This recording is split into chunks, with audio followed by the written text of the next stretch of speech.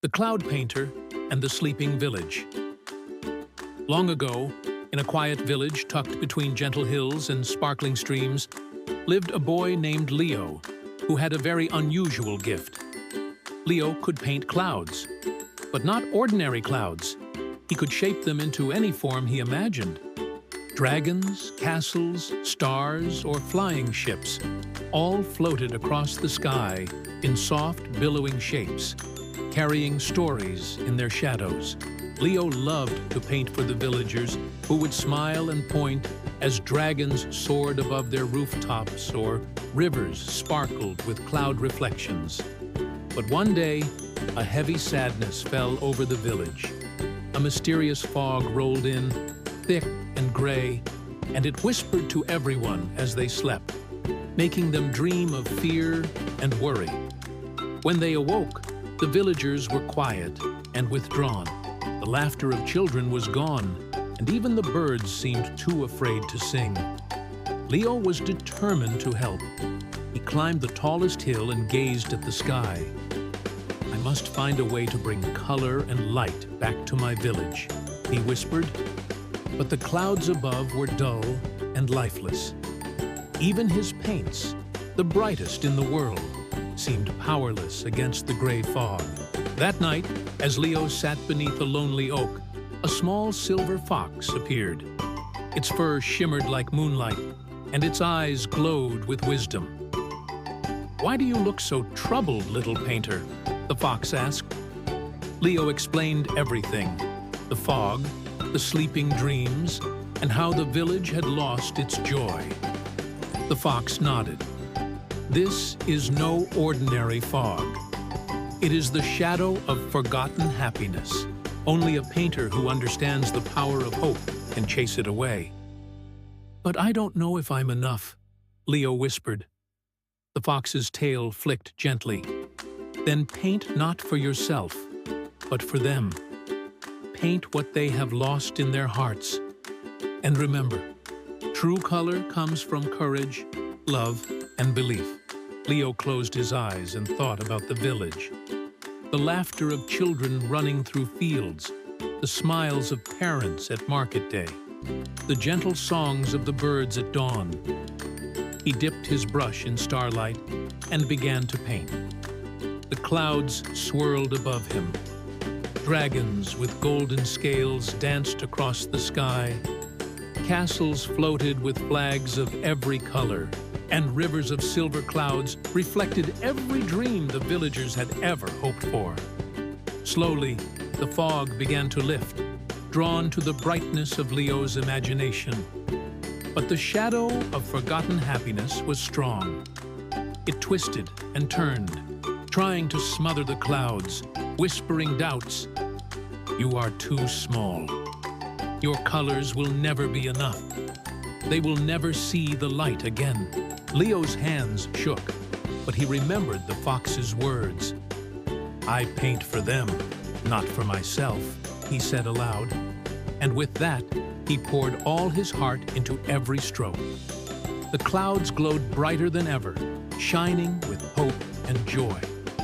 One by one, the villagers awoke to see the sky transformed.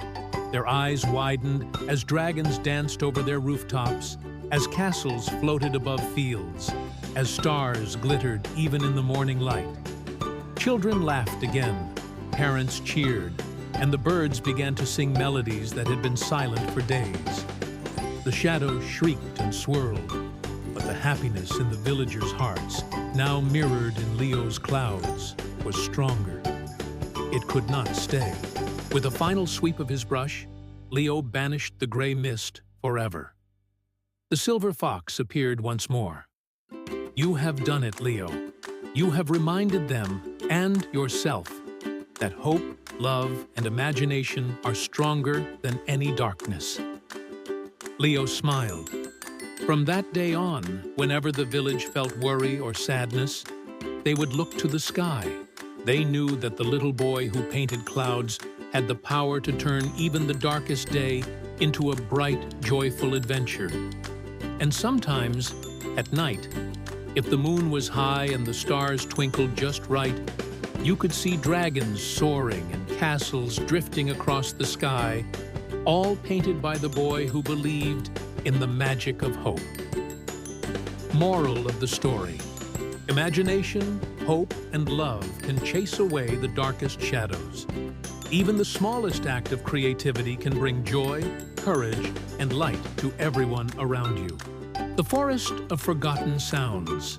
Long ago, hidden deep beyond rolling hills and winding rivers, there was a forest unlike any other.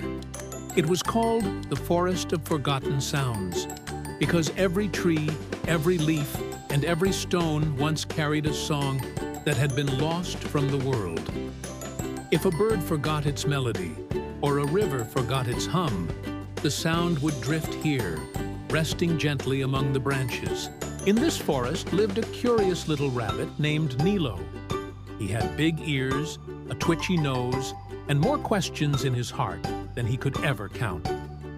While the other rabbits were busy nibbling clovers and hopping about, Nilo would sit under the trees and listen. He thought he could hear faint whispers, like songs waiting to be remembered. One evening, while chasing fireflies, Nilo stumbled upon something extraordinary: a hollow log glowing faintly with light.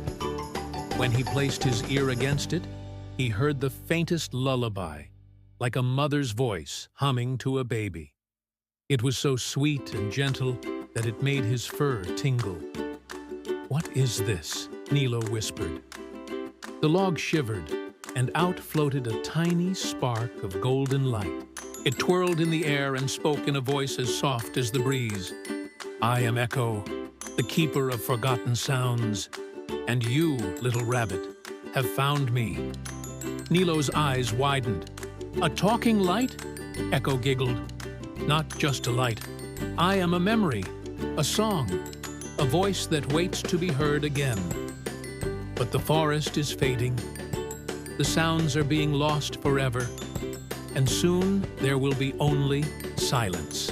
Nilo's ears drooped. "That sounds terrible. Can't we do something?" "You can," Echo replied. "The forest chose you because you listen. Few creatures stop to listen anymore. If you gather the lost sounds and return them to where they belong, the forest will sing again." Nilo's heart pounded with both fear and excitement. He had never been on an adventure before, but he nodded bravely. "Tell me what I must do." And so, Echo guided him. The first forgotten sound lay in a silver pond at the heart of the woods. When Nilo leaned over the water, he heard the sound of raindrops, gentle, rhythmic, soothing. But the pond had grown still, holding the sound captive. Nilo tapped the water with his paw, making ripples. He hopped and splashed until droplets danced into the air, and suddenly, the sound of rain returned, pattering like tiny drums. Echo glowed brighter. "The rain remembers its song," she whispered. Next, they traveled to an ancient oak whose branches had grown heavy with silence. Tucked between its roots was the sound of laughter.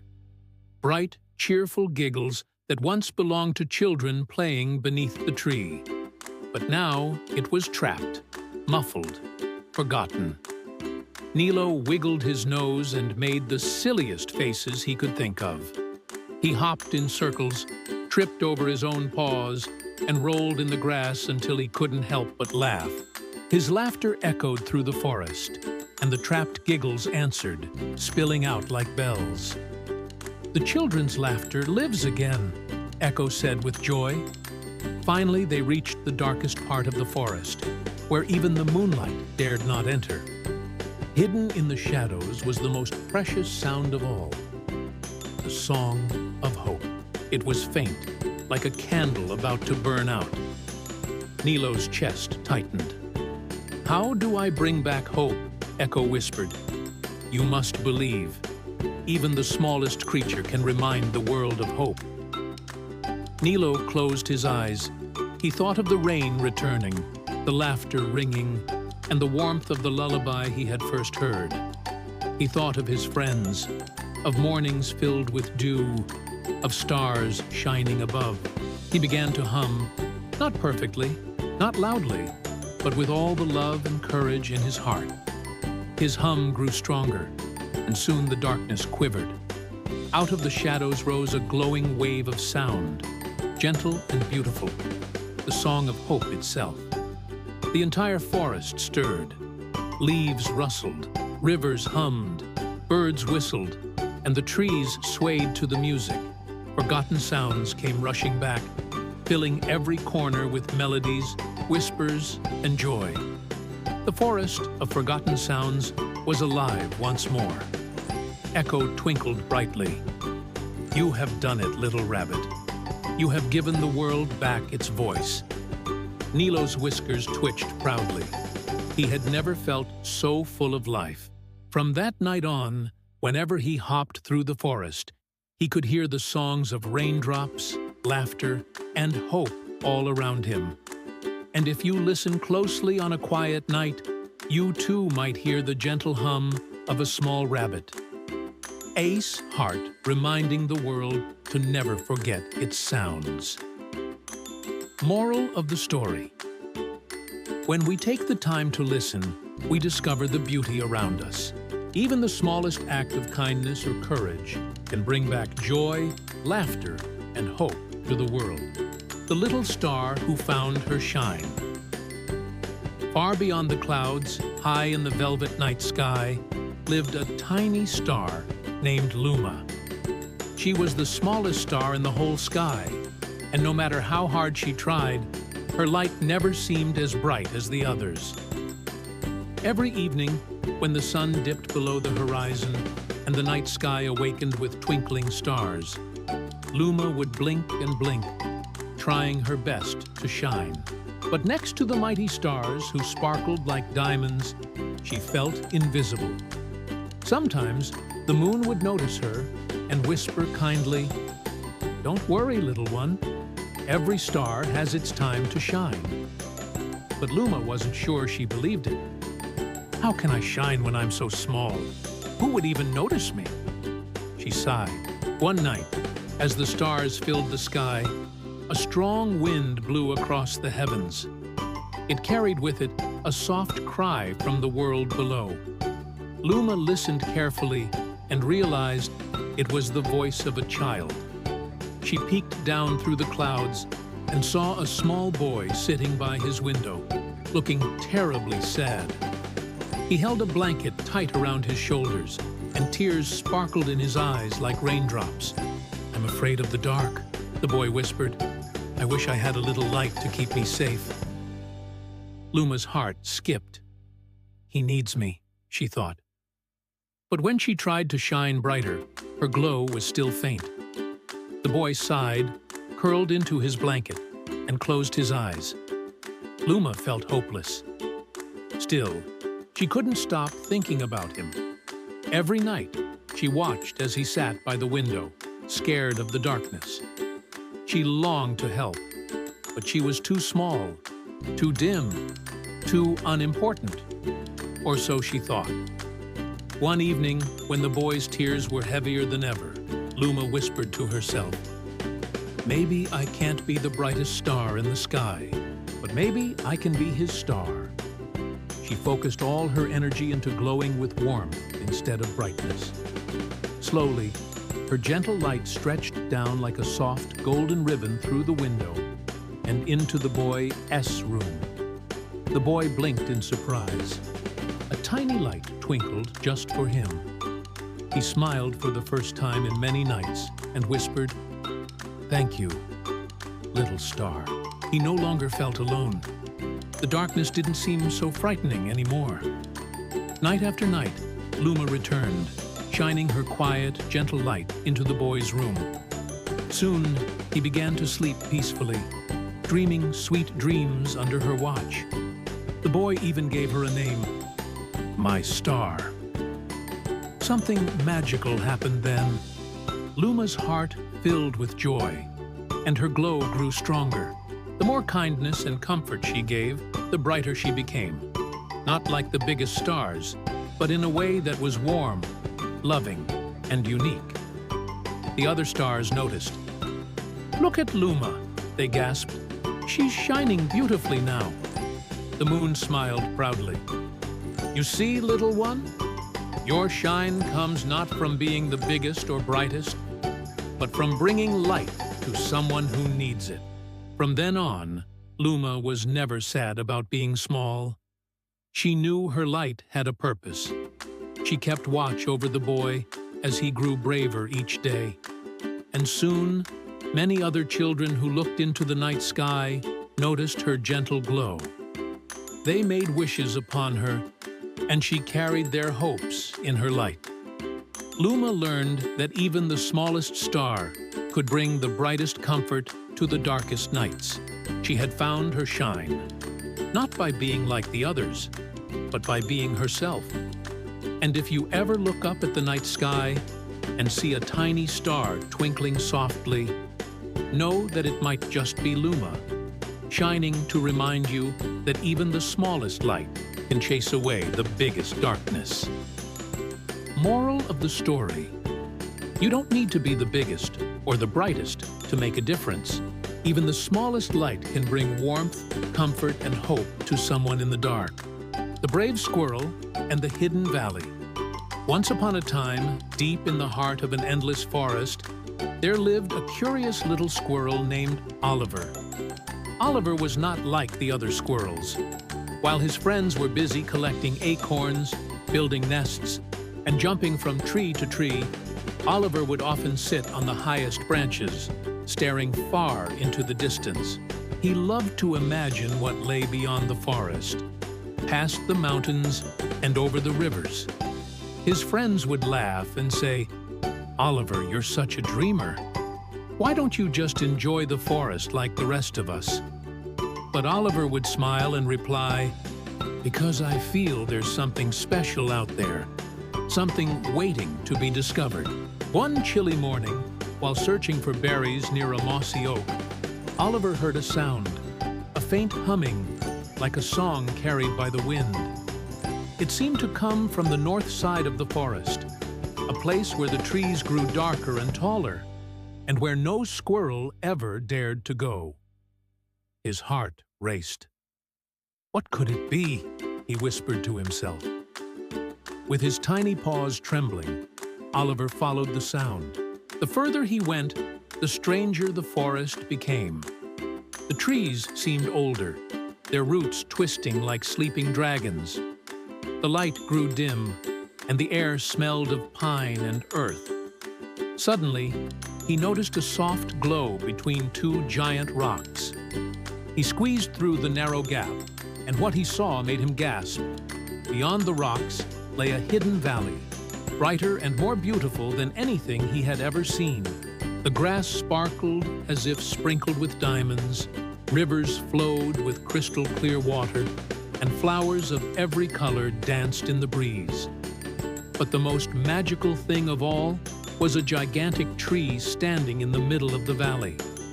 Its leaves shimmered with gold, and its branches reached high into the clouds.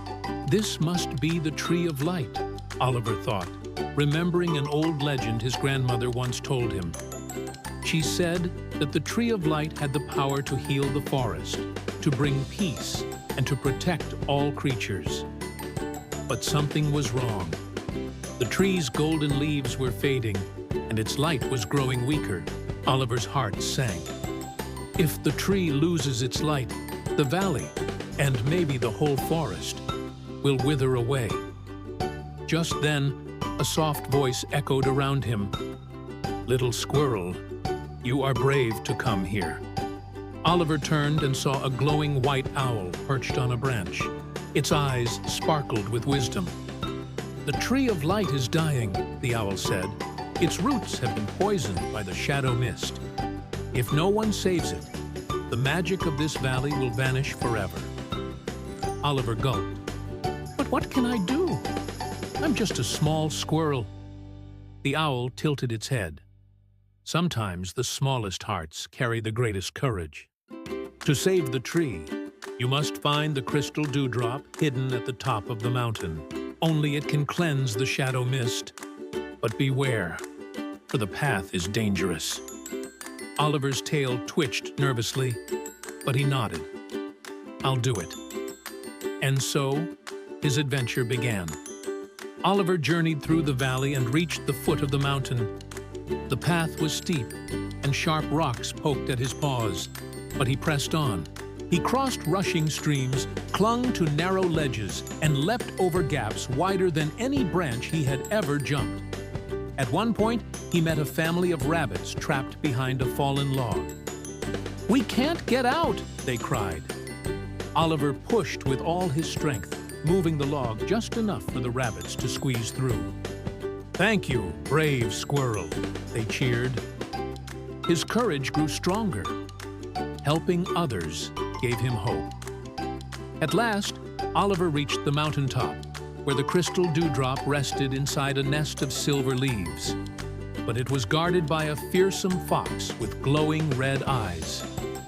"You dare to steal the crystal?" the fox growled. Oliver's paws shook, but he stood tall. "I don't want it for myself. The Tree of Light needs it, or the whole forest will die." The fox's eyes softened. He lowered his head and said, "I was placed here to protect the crystal from those who would use it for greed. But your heart is pure, little squirrel. Take it, and may its magic guide you." Oliver carefully lifted the shining crystal dewdrop. It glowed with a light so bright it warmed his fur. Hurrying back to the valley, Oliver placed the crystal at the base of the Tree of Light. Immediately, golden rays spread across the valley, chasing away the shadow mist. The tree's leaves sparkled brighter than ever, and the air filled with songs of birds and laughter of streams. The owl appeared again. "You have done what no one else dared, Oliver. Because of your courage, the forest will live on." From that day forward, Oliver was no longer just a dreamer. He was the bravest squirrel of the forest, the one who discovered the hidden valley and saved the Tree of Light. And every time his friends asked him why he looked out into the distance, Oliver would smile and say, "Because there are always new wonders waiting to be found." And so, the little squirrel's story spread across the forest, inspiring even the smallest creatures to believe that they, too, could do great things.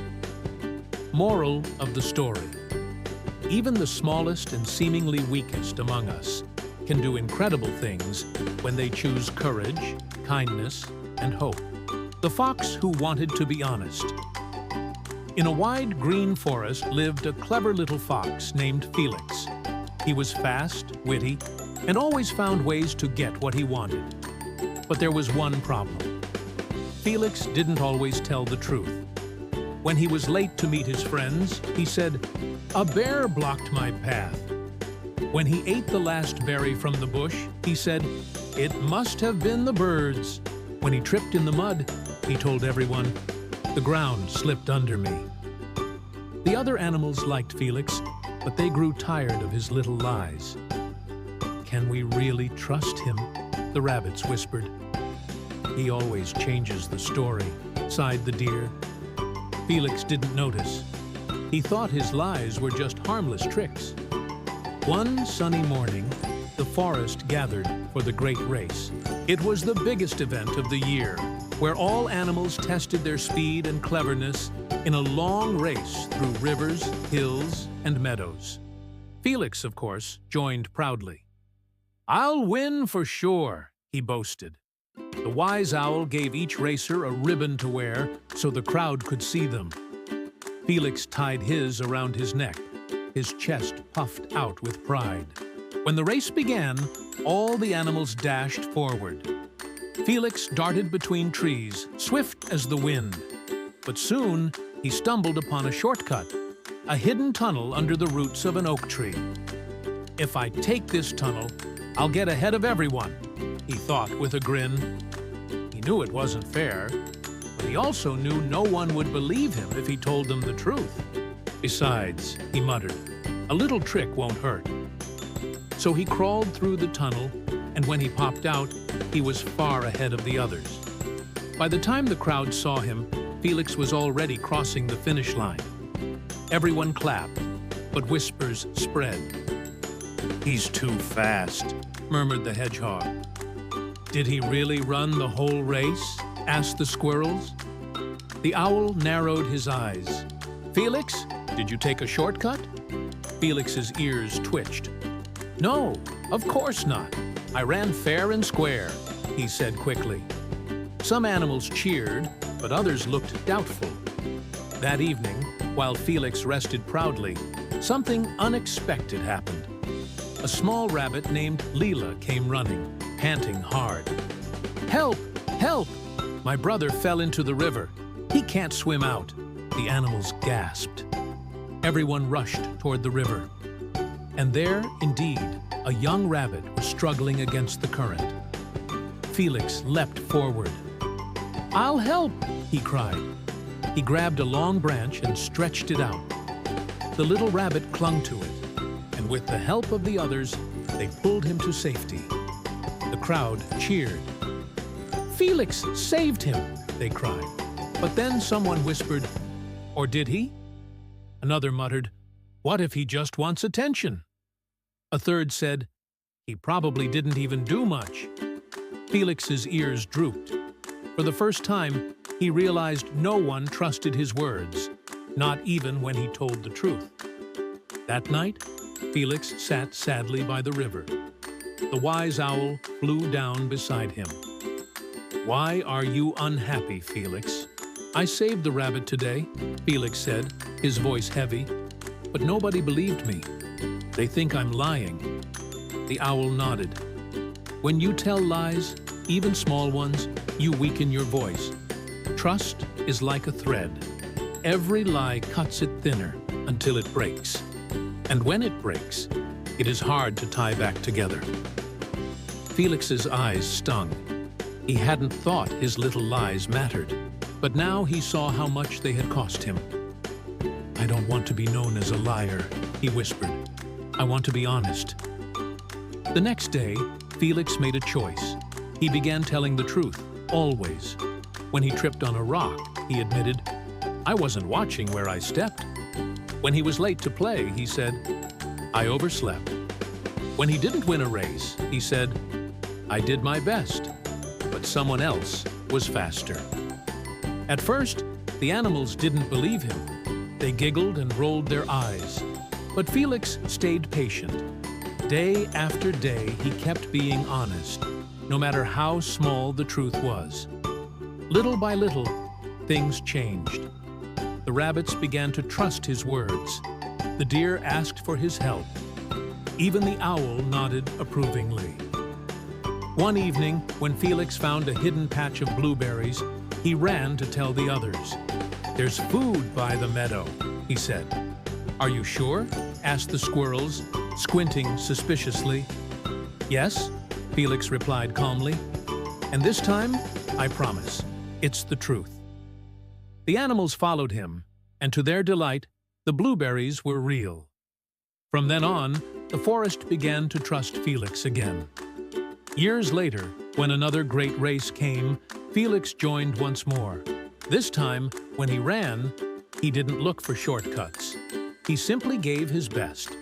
He didn't win first place, but when he crossed the finish line, the animals cheered louder than ever. "Felix may not be the fastest," they said, "but he's the most honest." Felix smiled. He had finally learned something more important than winning. He had learned the value of truth. Moral of the story: lies may seem small, but they take away trust. Honesty builds strength and respect that lasts forever. The mouse and the moonlight. In a quiet meadow at the edge of the forest lived a tiny gray mouse named Milo. He was the smallest of his family, with whiskers so fine they trembled at the slightest breeze. While his brothers and sisters were brave and bold, Milo was shy. At night, when the other mice ran across the fields in search of food, Milo stayed close to the burrow. He feared the shadows, the owls, and even the rustling leaves. I'm too small to face the night, he whispered to himself. But Milo had one secret love, the moon. Every evening, he climbed to the top of a rock and stared at its silver glow. The moon is so bright and strong, he thought. If only I could borrow some of its courage. One evening, while the meadow slept, Milo climbed onto his favorite rock. He looked up and sighed.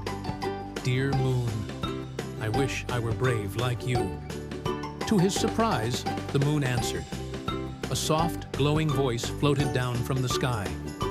Milo, little one, why do you think I am brave? Because you shine so brightly in the dark, Milo said. You aren't afraid of the night. The moon chuckled kindly. Oh, Milo, I do not shine by myself. I reflect the light of the sun. I borrow its glow and share it with the world. Courage is the same. You don't need to create it alone. You can borrow it from the love around you. Milo blinked. Borrow courage? Yes, the moon whispered. When you are afraid, think of those who care for you. Their love will shine through you, just as the sun shines through me. The next day, Milo's family decided to gather food from the far side of the meadow. But the path was long, and danger lurked everywhere. Stay here, Milo, said his older brother. You're too small for such a journey. Milo hesitated. His heart pounded with fear. But he remembered the moon's words. Borrow courage. He thought of his family, their warm burrow, their laughter. He wanted to help them. I'm coming, Milo said quietly, but firmly. The mice set off together. They scurried across the grass, weaving between roots and stones. Suddenly, a shadow swept across the ground, a great owl circling above. The mice panicked, darting in every direction. Milo's legs shook, but he forced himself to remember the moon. I am not alone, he whispered. I carry my family's love. Instead of running blindly, Milo spotted a hollow log nearby. This way, he squeaked. His family followed, diving into the log just as the owl swooped down. They huddled inside, trembling but safe. When the owl finally flew away, the mice peeked out. Milo saved us, cried his sister. His family looked at him with wide eyes full of pride. Milo blushed. I was scared too, he admitted, but I borrowed courage. That night, back on his rock, Milo looked up at the moon again. Thank you, he whispered. The moon glowed brighter than ever. See, Milo? Even the smallest creature can shine when they share the light of love and courage. From that day forward, Milo was no longer the timid mouse who hid from the night. He still felt afraid sometimes, but he had learned that bravery wasn't the absence of fear. It was moving forward, even when afraid. And so, whenever other young mice were nervous about venturing into the meadow, Milo would smile and say, Don't worry. If you don't have courage, you can borrow some. There's plenty of it shining all around you. Moral of the story. Courage doesn't mean you're never afraid. It means moving forward even when you are, and finding strength in the love and hope around you. The songbird and the silent forest. Once upon a time, in a forest full of tall trees and rushing streams, there lived a little bird named Arya. She was not the biggest bird, nor the fastest, but she had the sweetest voice anyone had ever heard. When Arya sang, the whole forest grew quiet, listening to her gentle melody. Every morning, she perched on a high branch and sang a song that made the sun seem brighter, the flowers bloom faster, and the animals smile wider. But Arya had a secret fear. Deep down, she worried that her songs didn't really matter. What if my singing is just noise, she thought. What if no one truly needs it? One day, a cold wind swept through the forest. The sky turned gray, and the animals grew restless. The foxes barked nervously. The rabbits hid in their burrows, and the deer stopped playing in the meadows. At first, Arya tried to sing to cheer them up, but the howling wind drowned her out. The animals didn't notice her song at all. Disheartened, Arya fluttered to her nest. "Maybe it's true," she whispered. "Maybe my voice doesn't matter after all." For days, she stayed quiet. The forest grew eerily silent. No laughter, no singing, no joy. The silence spread like a shadow, making everything feel colder. Then one night, an old tortoise came to Arya's tree. His shell was cracked with age, and his steps were slow but steady. "Little songbird," he called gently, "why have you stopped singing?" "My songs don't change anything," Arya sighed. "The forest is dark and gloomy no matter what I do." The tortoise shook his head. "You are wrong, Arya. Your song is not just sound, it is hope. When you sing, hearts grow lighter. When you are silent, the forest forgets how to dream." Arya blinked. "But I'm just one small bird. How can I bring hope to everyone?" "Even the smallest candle can break the darkest night," the tortoise said wisely. "Your voice is that candle." The next morning, Arya gathered her courage. She perched high on the tallest branch, though the forest still seemed heavy and gray. She closed her eyes and began to sing, not loudly, but with all the love in her heart. Her song rose into the air, soft at first, then stronger. It floated across the trees, over the river, and through the meadows. The rabbits peeked out of their burrows, their ears twitching. The deer lifted their heads. The foxes stopped pacing nervously. Little by little, the animals gathered under the tree. They didn't say a word. They simply listened, and something magical happened. The clouds began to part. A ray of sunshine broke through, lighting up the forest. Flowers slowly opened their petals, and the wind softened into a gentle breeze. The animals looked around in wonder. "The forest feels alive again," whispered a squirrel. "It's because of her song," said the tortoise, smiling at Arya. Arya felt warmth fill her chest. For the first time, she understood. Her song wasn't just pretty.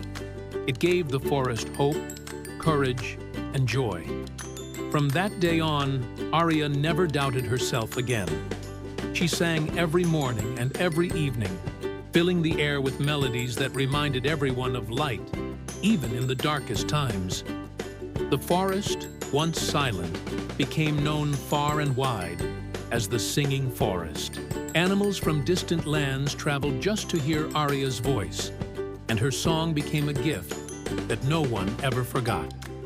Moral of the story: even the smallest gift can bring light to many.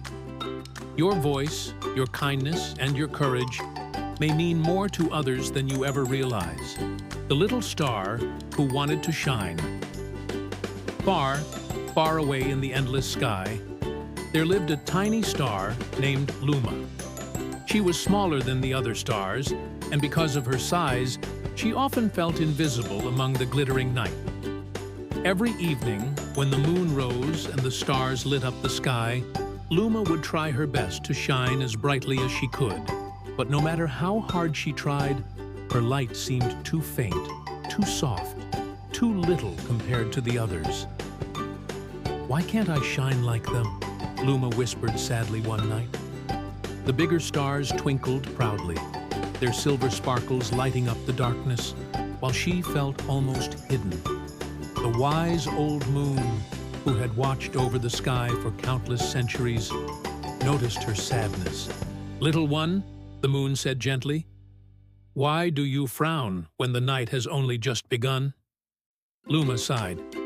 "I want to shine bright, just like the others. I want to be seen. I want to make the sky beautiful too."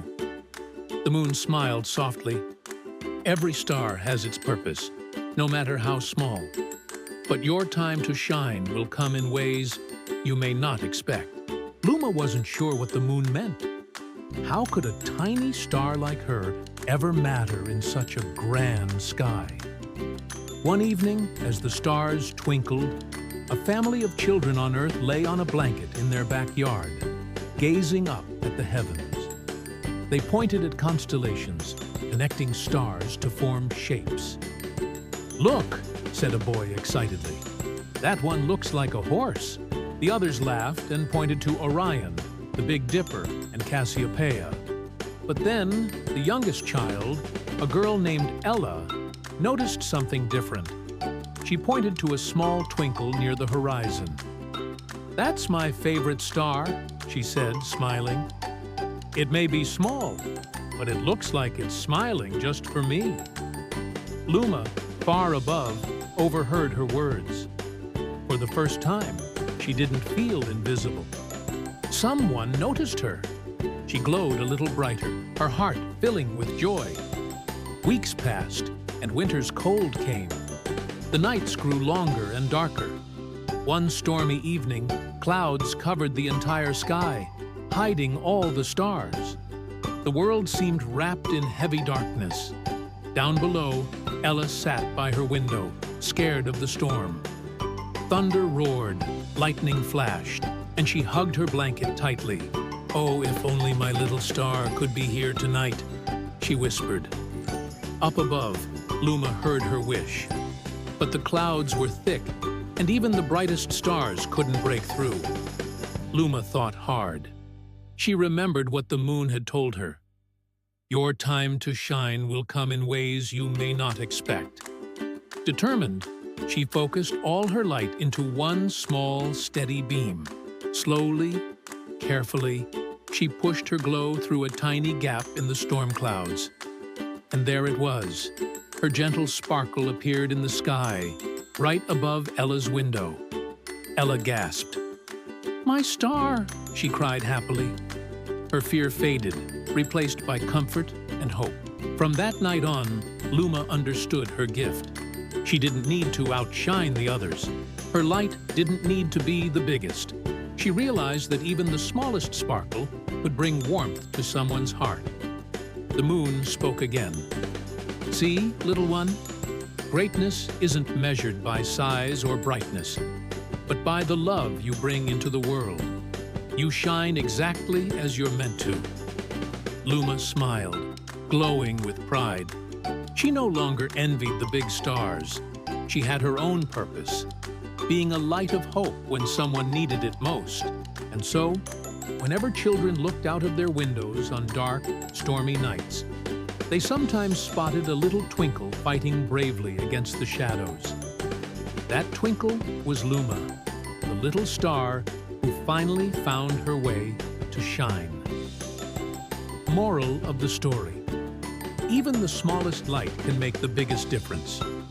No matter how small you feel, you have a special purpose that no one else can fulfill. The brave little turtle. Long ago, in a sparkling blue lake surrounded by tall green trees, lived a little turtle named Timo.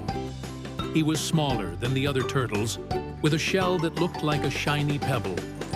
Timo was cheerful and kind, but he had one big problem. He was very, very slow. Whenever the turtles raced across the sand, Timo always came last. Whenever they swam to fetch food, the others finished first, while Timo lagged behind. "Hurry up, Timo," they laughed. "You're too slow to ever do anything important." Their words made Timo sad, but he never stopped trying. Deep in his heart, he dreamed of doing something great, something that would prove he was more than just the slowest turtle in the lake. One sunny morning, the animals of the forest gathered by the lake. The wise old heron had called them for an announcement. "Listen carefully, everyone," the heron said. "The great festival of the forest will happen in 1 week. Each group of animals must send a representative to bring the festival flame from the mountain back to the lake.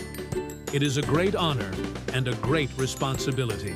All the animals gasped. The mountain was far away, and the path was full of challenges. steep hills, rushing rivers, and dark caves. Only the bravest could carry the flame safely. The turtles huddled together, whispering.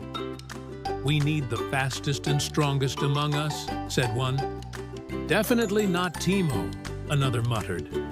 They laughed and quickly chose Tara, the biggest turtle, for the task. Timo lowered his head, wishing he could be brave enough to go.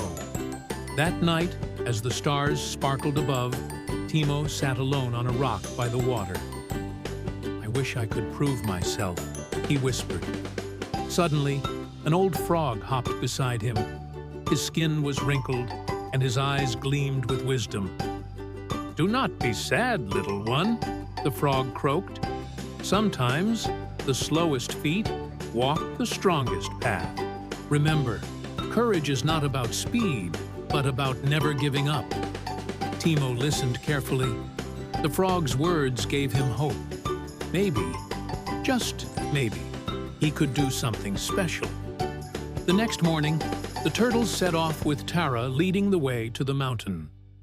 But as they reached the rocky trails, a problem arose. Tara, though strong, was too heavy for the narrow path. She slipped, and the flame nearly went out. Panic spread among the turtles. "What do we do?" they cried. Timo stepped forward. His small size, once a weakness, was now an advantage. "I can go," he said firmly. "I may be slow, but I can fit through the narrow path and protect the flame." The others hesitated, but the flame was too precious to lose. Reluctantly, they handed it to Timo. Step by step, Timo began his journey. The path was steep, and his legs ached, but he never stopped. When he reached the rushing river, he was scared. The water roared loudly, and the current was strong. But Timo remembered the frog's words. He climbed onto a floating log and paddled carefully, holding the flame high above the splashing waves. Slowly, slowly, he crossed to the other side. Then came the dark cave. Shadows loomed, and bats fluttered around. Timo's heart pounded, but he whispered, "I am brave." He kept moving, his little shell glimmering in the dark, until finally he saw light again. The journey took longer than anyone expected, but Timo never gave up. Finally, after many days, he returned to the lake, holding the flame safely above his head. The animals cheered loudly. "He did it!" they cried. "The smallest turtle carried the flame." The wise heron stepped forward. "Today, we have all learned a lesson. True bravery is not about being the fastest or the strongest. It is about determination, patience, and courage. And Timo has shown us all of these." Timo's heart swelled with pride. For the first time, he wasn't the slowest or the weakest. He was the bravest. From that day on, the animals never laughed at him again. They admired him, not for his speed, but for his heart. And Timo, the little turtle who once felt unimportant, became a hero of the forest. Moral of the story: being slow or small does not mean you cannot achieve great things. True strength comes from courage, patience, and never giving up. The Whispering Tree. In the heart of a quiet village, there stood a very old tree. Its branches stretched wide, its roots ran deep, and its leaves rustled with the gentlest sound. The villagers called it the Whispering Tree because when the wind passed through its leaves, it seemed to speak in soft murmurs, almost like telling secrets. Children loved to play under it, running around its roots and climbing its strong branches. Some believed the tree could actually understand people, though most grown-ups laughed at the idea. Among the children was a boy named Oliver. He was curious, adventurous, and often asked too many questions. Why do the stars shine? Why do birds sing? Why do shadows move when I move? The other children giggled at his endless curiosity. But Oliver had one question he couldn't answer. Why does the Whispering Tree whisper? One warm summer evening, Oliver sat beneath the tree with his dog, Poppy. The breeze brushed through the leaves, and a soft sound filled the air. Whoosh, whoosh, Oliver tilted his head. "Tree, are you speaking to me?"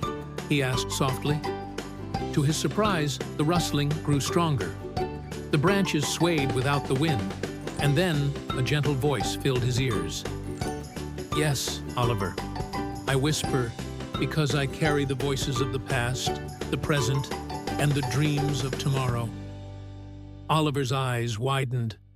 His dog barked, startled, but Oliver only leaned closer. "You can talk?" "I can," the tree said warmly, "but only to those who truly listen." From that day forward, Oliver visited the tree every evening. He asked questions, and the tree answered patiently. "Why do stars shine?" Oliver asked. "They shine to guide travelers and remind dreamers that light can always be found, even in the darkest nights," whispered the tree. "Why do birds sing? They sing to celebrate life, to call to one another, and to remind the world that joy is everywhere if you listen." "Why do shadows move?" "Because even darkness dances when you do." Oliver laughed, enchanted by the tree's wisdom. But one evening, the tree grew quiet. Its branches drooped, and its whispers turned faint. "What's wrong?" Oliver asked worriedly. "I am old, Oliver," the tree sighed. "My time may soon come to rest, but I fear that the village will forget my stories and my voice." Oliver felt a pang in his chest. He couldn't imagine the village without the whispering tree. The next morning, Oliver had an idea. He gathered the children of the village under the tree and shared what he had learned. At first, they laughed. "Trees don't talk, Oliver," said one boy. "You're just making up stories," said another. But then, a soft breeze passed through the branches, and a gentle whisper filled the air. "Whoosh! Listen." The children froze. Their eyes widened. For the first time, they heard it too. The tree's voice was faint, but real. From then on, the children came every day. They sat under the tree, listened to its whispers, and even wrote down the stories it told about the stars, the birds, the earth, and the sky. Oliver carefully kept a notebook of everything the tree whispered. Page after page filled with wisdom, stories, and dreams. As years passed, the tree grew weaker, its bark older, its leaves thinner. One autumn day, the whispering tree spoke one last time. "Oliver," it whispered softly, "thank you for listening. Thank you for keeping my voice alive. Remember, wisdom is not in being big or powerful, but in sharing kindness and truth. My whispers will live on in your words." With that, the tree grew silent. Its branches no longer moved, even when the wind blew. The whispering tree had finally rested. Oliver, though heartbroken, kept his promise. He grew older, and so did the children who had once played under the tree. They shared its stories with new generations, reading from the notebook that Oliver had carefully written.